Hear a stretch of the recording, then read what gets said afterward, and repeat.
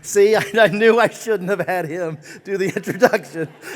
That had caught me off guard.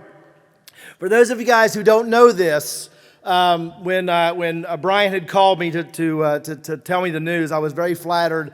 I asked Layla if she would kind of help me lay everything out. And unbeknownst to me, 70 people from corporate decided to come down and visit with us. But what I didn't know until I got here tonight, that over 50 of my franchisees from across the country got on planes, got in cars, and drove up here. I love you guys. You're the best people in the world.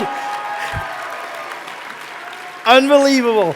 Unbelievable. It's all in a big rouge to make me cry, and I'm not going to cry. I'm going to cry probably just a little bit. Just a little bit. Just enough to... Well, anyway. Now, listen, one thing Ed did say that I had 8 minutes to talk, and someone told me I had 4. So is that a combined of 12? Is that what that is? Because 4 from you guys and 8 from him, because I got a solid 20 minutes.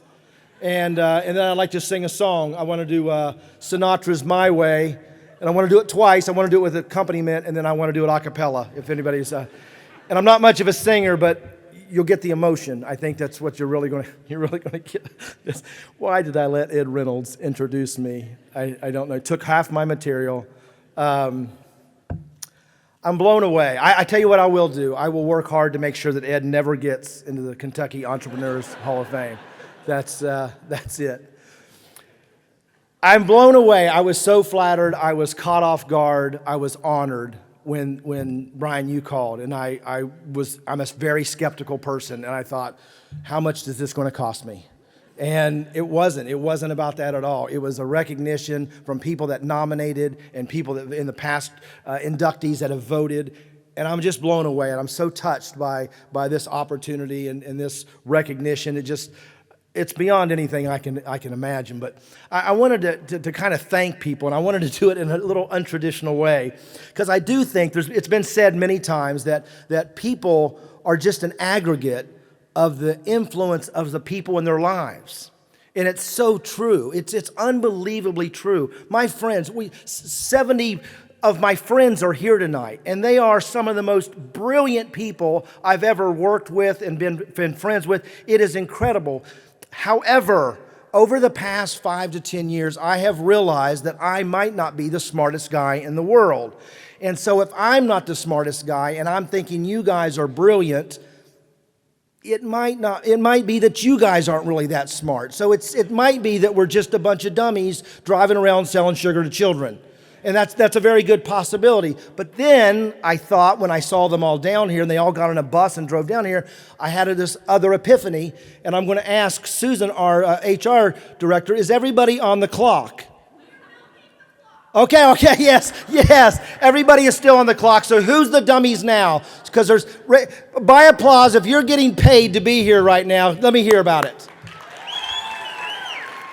What do I tell you? Brilliant people. I get the opportunity of working with them. My family is here tonight. I was blown away. I came in, my family I grew up with, my 2 brothers are here. My brothers, who are great guys, and I'm going to tell you this, who, when we grew up in West Virginia, they were nurturing and loving and supportive. They were not. They were none of that. They were brutal, abusive. They called me names. They had nicknames I can't even repeat. The only one they called me was Nipper, and that's the only one I can say. But their birthdays happened right after Brian had called me, and I did not call them on their birthdays. I didn't call them. I didn't text them. Nothing, because I knew on my birthday they'd be sitting at that table right there, looking up at old Nipper. And my sister's here. My sister, who I love dearly. She's just the absolute greatest person in the world. We dated briefly in high school, but then we all moved to Kentucky, and you guys have got rules against things like that. But it's fantastic. My mom and dad are here. My little mother. My mother's like 4'8" with heels, And she's just this powerhouse woman. We're launching a new brand called Beverly Ann's Cookies. It's warm cookies and ice cream. That's coming next on the agenda. The Traveling Tom's is named after my dad. But my mom was this unbelievable, supportive person in my life. And it reminded me of one time when I was in high school, I got caught for forging my absentee list. And the principal called me in the office and he said, hey, Tony, we've caught you forging your absentee list and we're going to have to suspend you and we're going to call your parents. And I was like, well, all right, I understand. And so they got on the phone and they called. He said, my mom answered the phone. I remember my mom. And Beverly, this is Bill Strader down here at Parkersburg High School. And we'd like to let you know that we caught Tony forging his absentee slips. And she said, yes, I'm aware. And I was sitting on the other side of the table, and I was like, well, that's an interesting response. And he said, well, we're going to be suspending him from school. And she said, yeah, I don't think so. And I went, and they end up getting into a verbal battle, and I did not get suspended from school, and I think I got an A. And said something. My mom was a powerhouse of support. She backed me no matter what. I could do no wrong. My dad is the serial entrepreneur. He was a vacuum cleaner salesman his whole life growing up. I had such a weird, skewed vision of life. My dad drove probably the finest car in town. We lived in a beautiful house. My buddies in school would say, you know, their dads are doctors or lawyers or bankers, and they would say, what does your dad do? And I was like, he's a vacuum cleaner salesman. What does your dad do? And he goes, my dad's the president of the bank. And I was like, and he drives an Oldsmobile. Remind me not to major in bank presidency when I go to college. That's my life growing up. I aspired to be a vacuum cleaner salesman. And this is the life that I had. It was amazing. My family, my kids are here. All my kids are here. And they're hilarious. And they're smart. More hilarious than smart. They're great kids. They're absolutely, you know, come on, you know. They are the funniest kids.